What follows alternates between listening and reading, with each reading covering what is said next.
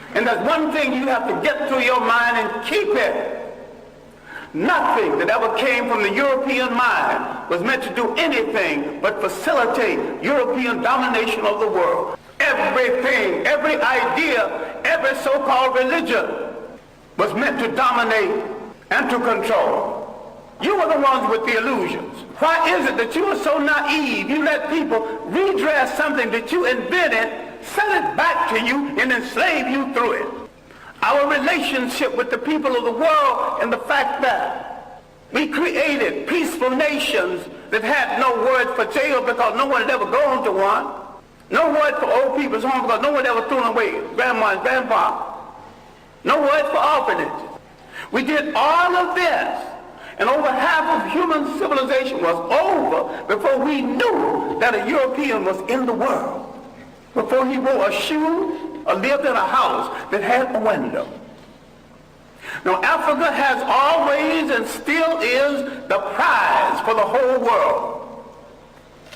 We have always been the prize because we have always had and still have something that other people won't, think they can't do without, and don't care to pay for. Because we have always been the prize, we have been under siege for over 3,000 years. The main thing imperialism did, slavery and imperialism, they removed African people from the respectful commentary of history. When they discovered you, they began to prey on you. And what we have to understand now, in the period of superior brainwashing, is there is no European answer for African problems. Either Africans find a solution to African problems or there is no solution, and if you don't find a solution soon, you go back into slavery. We have to stop all of this nonsense about who belongs to what religion when all of them were imposed on us in the first place. We stop all this fight between Muslims and Christians when neither one of the religions are doing them any good or moving them toward independence. All of them are handmaidens of conquerors. All of them are religions of conquerors. We were naive when we accepted their interpretation of something that we had all along. I'm saying we need to take a good look at ourselves. I'm not talking about building churches. I'm not talking about getting rid of religions. Understand me well. I am saying that every single thing that touches your life, religious, socially, and politically, must be an instrument of your liberation, or you must throw it into the ash can of history.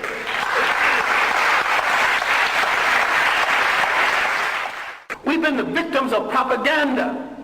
Now, the Bible that you get so dewy-eyed over is one of the greatest pieces of propaganda ever written. If you want to read the Bible, why don't you read the Bible one day and read Mein Kampf the next day and see the comparison?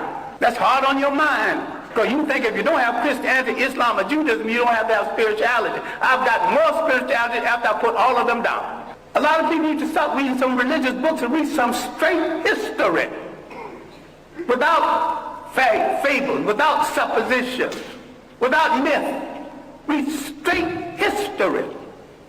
The Europeans doing the slave trade not only read the African out of history, they colonized history, they colonized information about history.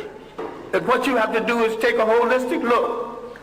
Not only at your position in the world, but your potential in the world.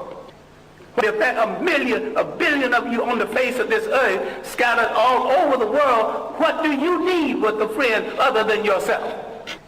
Why can't you turn inward on yourself and say, I will wear no clothes I don't produce.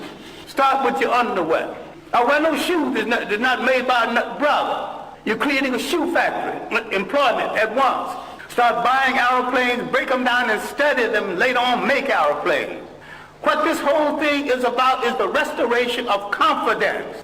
It has been the role of these handmaidens of colonialism to destroy your confidence in yourself. We produced the first human society that said you can't be a king unless you got a queen. You can't be a god unless you got a goddess. We got confused with someone else's ideas, someone else's concept and definition of us. What we have to understand is that faith has not spared us for an idle reason. What is there in us that made us strong enough to take this heavy blow? 500 years of slavery, one way or the other. Slavery, neo-colonialism. What made us strong enough to survive? What is faith saved us to do? And inasmuch as we gave the world its first humanity, faith has saved us to give the world its last humanity. What we have to do is to believe it, to believe that we are worthy of it, and to believe that we are capable of it. What black studies should be about, what black religion should be about, is the restoration of the confidence. And the restoration of the confidence is we must rule the state again. Then, in coordination with other African people throughout the world, we will give the world a new lease on life. We must answer the call of the great African-American poet, Margaret Walker, who said, "Let the dirges end, let a new peace begin. Let us write a new covenant for the freedom of ourselves in the world." African men throughout the world need to step forward and answer Sister Margaret and say, "Sister Margaret, we have heard your call. With our women at our side, we are ready to pick up the challenge. We are ready to start a revolution that will change the world. We won't get ready tomorrow because tomorrow's things are left to tomorrow. We will start our revolution right now, and we will start it with ourselves." Thank you.